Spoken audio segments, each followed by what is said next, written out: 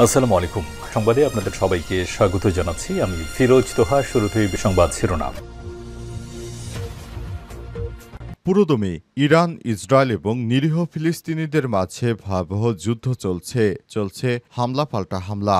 এরই মাঝে আমাদের হাতে এসে পৌঁছেছে এই যুদ্ধের সর্বশেষ গুরুত্বপূর্ণ সবথেকে তাজা আপডেট সংবাদ আপনাদের জানিয়ে দিব।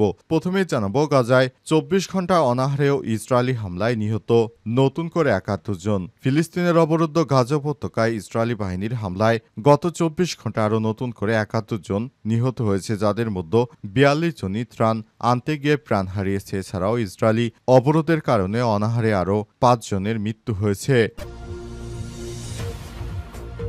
এরপর জানাবো, গাজা নিয়ে নিষ্ক্রিয় থাকা চলবে না, মুসলিম বিশ্বকে সতর্কবার্তা দিলেন আয়াতুল্লাহ সিস্তানি। ইরাকের শীর্ষ শিয়া নেতা গ্র্যান্ড আয়াতুল্লাহ আলী আল সিস্তানি গাজায় চলমান মানবিক বিপর্যয় নিয়ে গভীর উদ্বেগ প্রকাশ করেছেন এবং আরব ও মুসলিম দেশগুলোকে নীরব দর্শক না হয়ে অবিলম্বে পদক্ষেপ নেওয়ার আহ্বান জানিয়েছেন। আজ এক প্রতিবেদনে এই তথ্য নিশ্চিত করেছে সংবাদ মাধ্যম আল জাজিরা। এদিকে গাজা ইস্যুতে এবার এরদোয়ান এবং সিসির সঙ্গে ম্যাক্রোর ফোনালাপ। ফিলিস্তিনের অবরুদ্ধ গাজা উপত্যকার পরিস্থিতি নিয়ে তুরস্কের প্রেসিডেন্ট রিসেপ তাইপ এরদোয়ান এবং মিশরের প্রেসিডেন্ট আবদেল ফাতাহ আল সিসির সঙ্গে আলোচনা করেছেন ফ্রান্সের প্রেসিডেন্ট ইমানুয়েল ম্যাক্রো। জানা গেছে তিনি এ মাসেই ফিলিস্তিনকে স্বীকৃতি দিতে চলেছেন। এক প্রতিবেদনে এই তথ্য নিশ্চিত করেছে আল জাজিরা। এদিকে মালয়েশিয়ার প্রধানমন্ত্রীর পদত্যাগের দাবিতে বিক্ষোভ। অর্থনৈতিক ও রাজনৈতিক চ্যালেঞ্জ মোকাবেলায় ব্যর্থতার অভিযোগ তুলে মালয়েশিয়ার প্রধানমন্ত্রী আনোয়ার ইব্রাহিমের পদত্যাগের দাবিতে হাজার হাজার মানুষ বিক্ষোভ করছেন। দেশটির সাবেক প্রধানমন্ত্রী মাহাথির মোহাম্মদ এই বিক্ষোভে অংশ নিয়েছেন, খবর রয়টার্সের। এবং সর্বশেষ জানাবো, পুলিশ হত্যার দায় ছাত্র জনতাকে দেওয়ার অপচেষ্টা চলছে বললেন নাহিদ ইসলাম। জাতীয় নাগরিক পার্টি এনসিপির আহ্বায়ক নাহিদ ইসলাম বলেছেন, পুলিশকে হত্যা ডমিনেট করে এর দায় অভ্যুত্থানকারী ছাত্র জনতাকে দেওয়ার অপচেষ্টা করা হচ্ছে। আমরা ৩ আগস্ট এক দফায় স্পষ্ট করেছি, আমাদের লড়াই শেখ হাসিনার ফ্যাসিস্ট শাসনের বিরুদ্ধে পরিণত হয়েছে। আমাদের যে দমনপীড়ন করা হয়েছে সে সময় প্রতিরোধ গড়ে তুলতে বাধ্য হয়েছিলাম। আমাদের লড়াই ছিল ফ্যাসিস্ট হাসিনা বাহিনীর বিরুদ্ধে। প্রিয় দর্শক, এতক্ষণ শুনছিলেন সংবাদ শিরোনাম, এবারে বিস্তারিত। তবে তার আগে বন্ধুরা, অনুরোধ থাকবে এই সংবাদটিতে একটি লাইক দিন।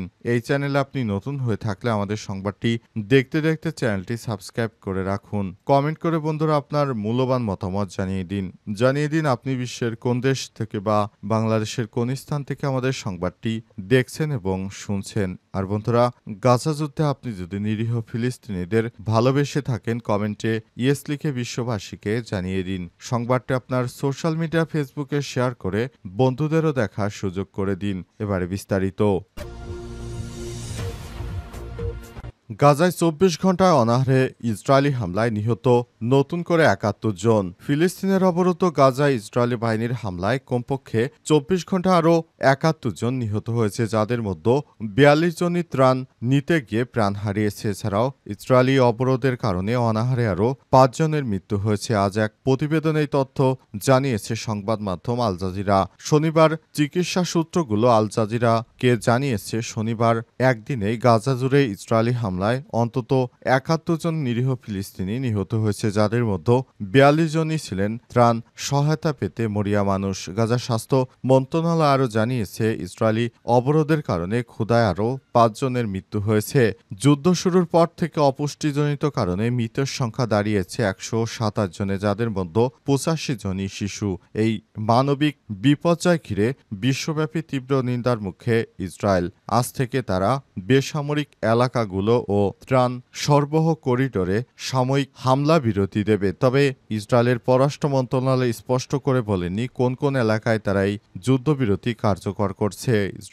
ইসরায়েল বরাবরের মতোই জাতিসংঘকে ত্রাণ বিতরণের ব্যর্থতার জন্য দায়ী করছে। তবে জাতিসংঘের মানবাধিকার ও আন্তর্জাতিক মানবাধিকার সংস্থাগুলো এই অভিযোগকে ভিত্তিহীন বলে দাবি করছে। তারা ইহুদিবাদী ইসরায়েলকে এসব কারণের জন্য দোষারোপ করছে, কিন্তু ইহুদিবাদী ইসরায়েল দোষারোপ করছে জাতিসংঘকে। প্রকৃতপক্ষে ঘটনা এমনভাবে দেখা যাচ্ছে যে ইহুদিবাদী ইসরায়েল কোনোভাবেই তারা জাতিসংঘের কোনো কথা তোয়াক্কা করছে না। তারা নিজের মতো করে সব দেশ পরিচালনা করতে চায়, অর্থাৎ তারা গ্রেট ইসরায়েল তৈরি করার যে দিবাস্বপ্ন দেখছে সেটি বাস্তবায়ন করার জন্য সব ধরনের প্রচেষ্টা চালাচ্ছে ইহুদিবাদী ইসরায়েলের প্রধানমন্ত্রী বেনজামিন নেতানিয়াহু। তিনি কুখ্যাত সন্ত্রাসী তালিকায় রয়েছেন, তারপরও তিনি নিরীহ ফিলিস্তিনিদেরকে হত্যাযজ্ঞ চালিয়ে যাচ্ছেন, যেটি কোনোভাবেই গ্রহণযোগ্য কোনো কাজ হতে পারে না।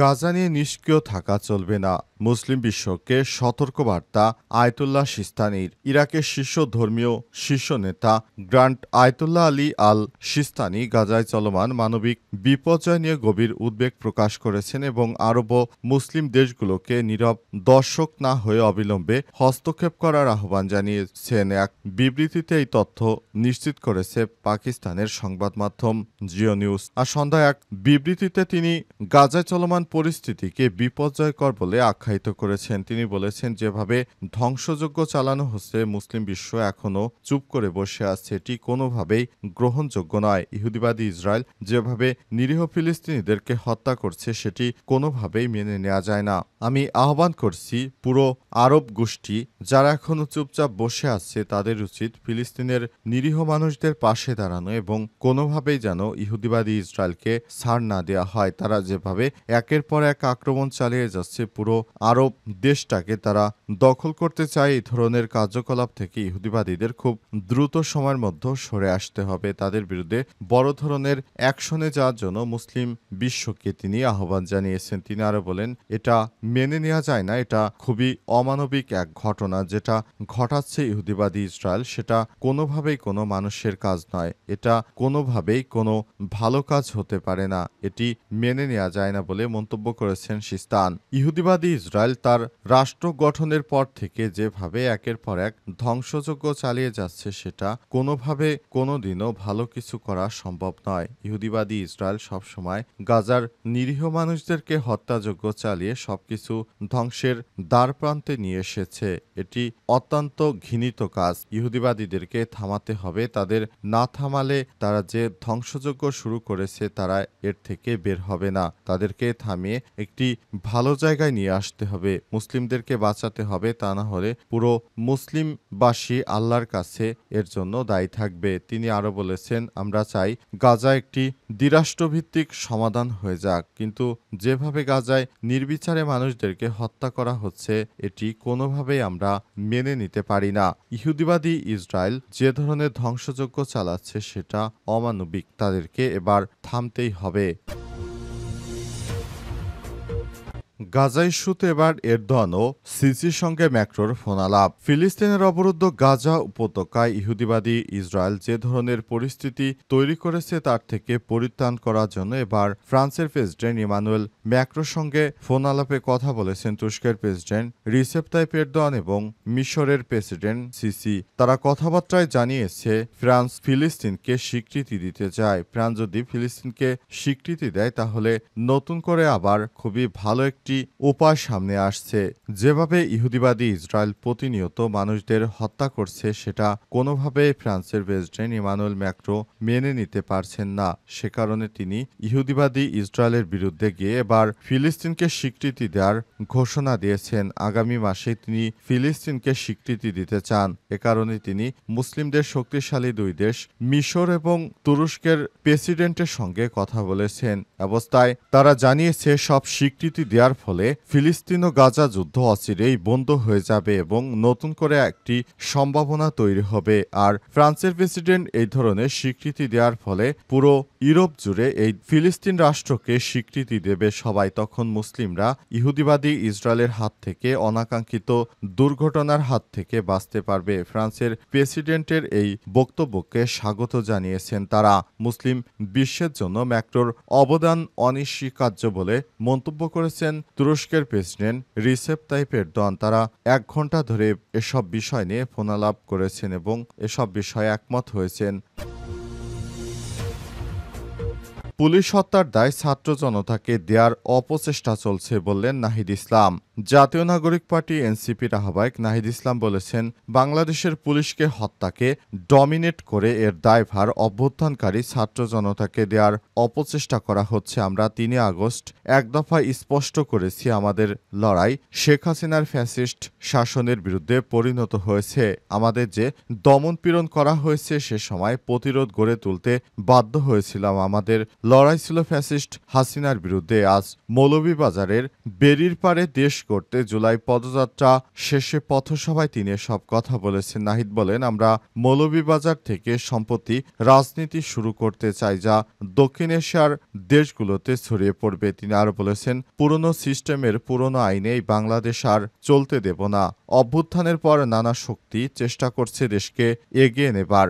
বিচার সংস্কার ও সংবিধানের মাধ্যমে আমরা নতুন বাংলাদেশে যাত্রা শুরু করতে চাই। অন্তর্বর্তীকালীন সরকারের কাছে আমাদের স্বপ্ন ও দাবি ছিল, স্বপ্ন ও দাবিকে নির্বাচনের সঙ্গে এক দফা দাবিতে রূপান্তর করা হয়েছে। এ সময় তিনি বলেছেন, পুরনো সিস্টেমে পুরনো আইনেই বাংলাদেশকে আর চলতে দেব না। অভ্যুত্থানের পর নানা শক্তি চেষ্টা করছে দেশটাকে অস্থিতিশীল করার জন্য। এনসিপির আহ্বায়ক বলেন, মাদ্রাসা শিক্ষার্থী আলেম সমাজ ইনসাফের সঙ্গে লড়াই করছেন। স্বাধীনতায় ও সংগ্রামে আলেম সমাজের পক্ষ থেকে সে লড়াই অব্যাহত থাকবে। ভারতের আসাম ও ত্রিপুরার সঙ্গে বাংলাদেশের সংস্কৃতির অনেকটা মিল রয়েছে। তারা যদি বাংলাদেশের সঙ্গে মিলেমিশে থাকতে চায়, সেখানে মুসলিম ও হিন্দু বাঙালি চিহ্নিত করে নাগরিকত্ব বাতিল করা হচ্ছে। এটা কোনোভাবেই গ্রহণযোগ্য নয়।